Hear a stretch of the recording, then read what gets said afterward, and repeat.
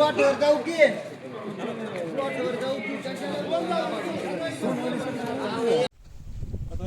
जी बुरशीनाशक ओळख करून द्या.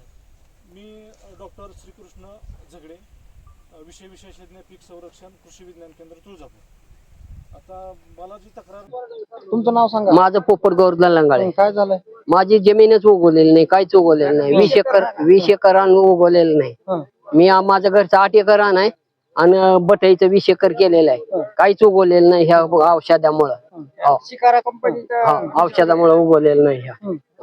बाकीचं मी पेरलेलं आहे ते उगवले.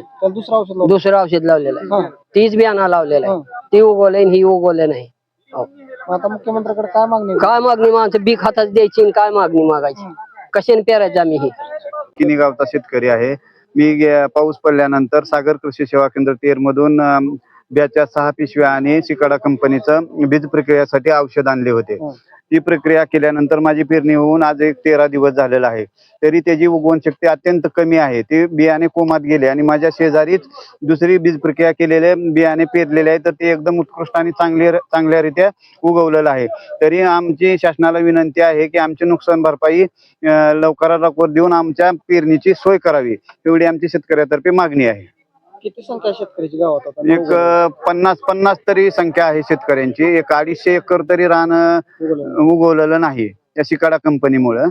त्या शिकाडा कंपनीचा परिणाम बीज प्रक्रिया केल्यानंतर झालेला आहे. उगवण शक्ती व्यवस्थित झालेली नाही, झाली पण कमी स्वरूपात झालेली आहे. ती वरीच येत नाही, त्याची वाढच होत नाही त्या बियाणाची. शिकाडा कंपनीचं औषध लावल्यामुळे आम्ही.